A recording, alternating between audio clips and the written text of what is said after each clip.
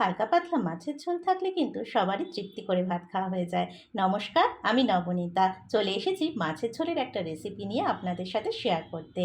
নিয়েছিলাম কাতলা মাছ। মাছগুলো ভালোভাবে ধুয়ে নুন হলুদ মাখিয়ে আমি ভেজে তুলে রেখেছি। এবার কড়াইতে সর্ষের তেল দিয়ে তেলটা গরম হলে দিয়ে দিচ্ছি শুকনো লঙ্কা, কালো জিরে ফোড়ন। এবার একটা মাঝারি সাইজের পেঁয়াজ আমি কুচিয়ে নিয়েছিলাম, সেই পেঁয়াজটা ভাজতে দিয়ে দিলাম। পেঁয়াজটা একটু ভাজা হয়ে গেলে দিয়ে দিচ্ছি আদা আর টমেটোর পেস্ট। আর দিয়ে দিয়েছি 4টে গোটা কাঁচা লঙ্কা। তবে লঙ্কাটা আপনারা আপনাদের টেস্ট অনুযায়ী দেবেন। এরপর দিয়ে দিয়েছি আগে থেকে গুলে রাখা জিরে, ধনে, হলুদ, কাশ্মীরি গুঁড়ো লঙ্কা, সেই পেস্টটা। সব কিছু দিয়ে ভালোভাবে কষাতে হবে। কষানো হয়ে গেলে দিয়ে দিয়েছি 4টে বড় সাইজের আলু। আলুটা আমি আগে থেকে সিদ্ধ করে রেখেছিলাম, সেই জন্য আলাদা করে আর ভাজিনি। সব কিছু দিয়ে ভালোভাবে কষানো হয়ে গেলে দিয়ে দিয়েছি পরিমাণ মতন জল। জলটা একটু ফুটে উঠলে দিয়ে দিয়েছি ভেজে রাখা মাছগুলো।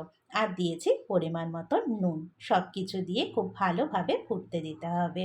আমার এই রেসিপিটা কেমন লাগলো সবাই কমেন্ট করে জানাবেন। আর সুন্দর সুন্দর রান্নার রেসিপি পেতে আমার চ্যানেল ইচ্ছে ডানা সাবস্ক্রাইব করে রাখবেন।